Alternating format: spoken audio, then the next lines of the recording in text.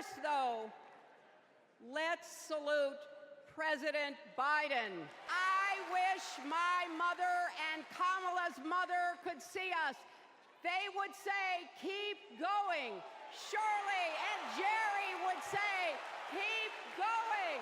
With faith in each other and joy in our hearts, let's send Kamala Harris and Tim Walz to the White House. Donald Trump fell asleep at his own trial, and when he woke up, he made his own kind of history, the first person to run for president with 34 felony convictions.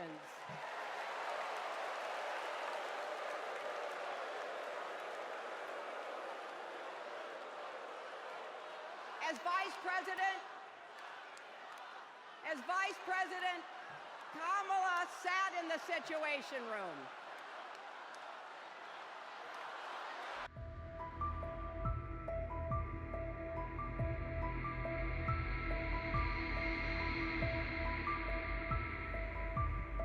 First, though, let's salute President Biden.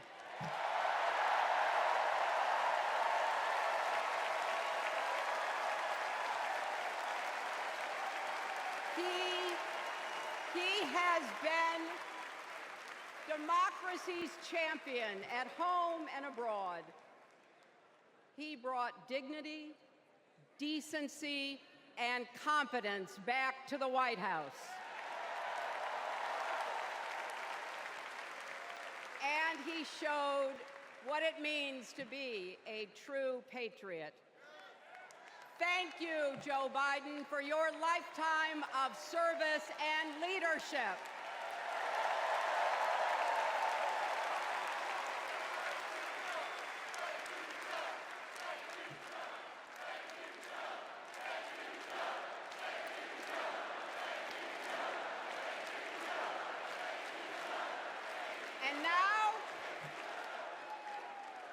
And now we are writing a new chapter in America's story. You know, my mother Dorothy was born right here in Chicago before women had the right to vote.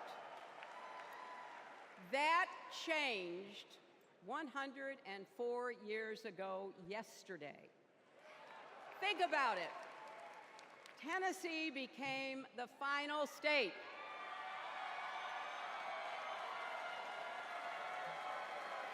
to ratify the 19th Amendment to the Constitution. The state legislature was deadlocked until one lawmaker's mother, a widow who read 3 newspapers a day, sent a letter to her son. "No more delays," she wrote. "Give us the vote." And since that day, every generation has carried the torch forward. In 1972, a fearless Black Congresswoman named Shirley Chisholm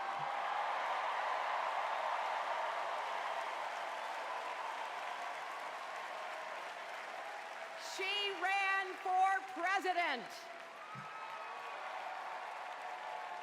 And her determination let me and millions of others dream bigger, not just because of who she was, but because of who she fought for. Working parents, poor children, the last, the least, and the lost. In 1984, I brought my daughter to see Geraldine Ferraro, the first woman nominated for vice president. If we can do this, Jerry said, we can do anything. And then there was 2016, when it was the honor of my life to accept our party's nomination for president. I wish my mother and Kamala's mother could see us. They would say, keep going. Shirley and Jerry would say, keep going.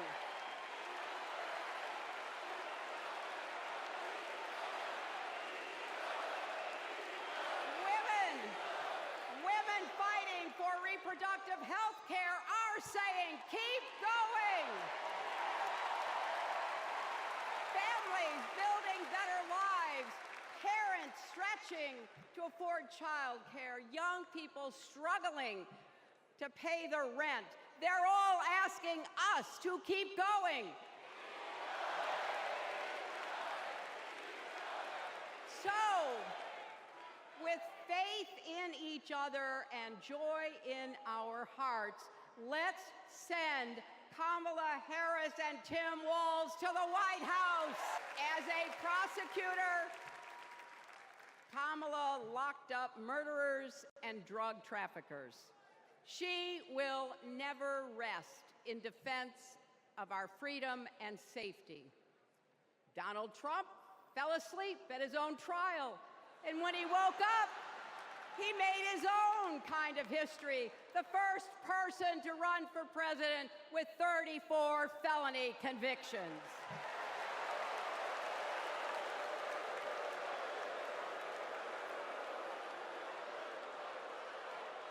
As Vice President, Kamala sat in the Situation Room.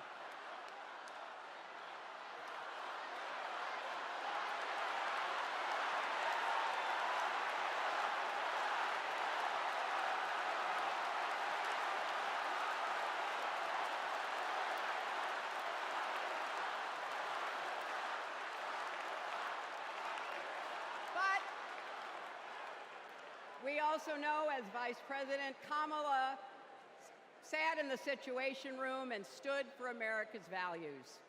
I know what it takes, and I can tell you, as Commander-in-Chief, Kamala won't disrespect our military and our veterans.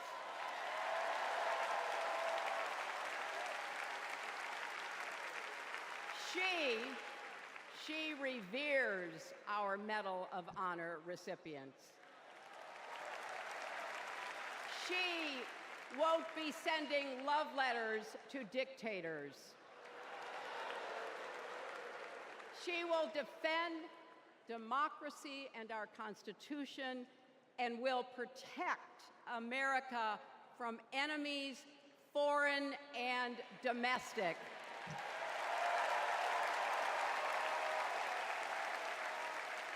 Think about it.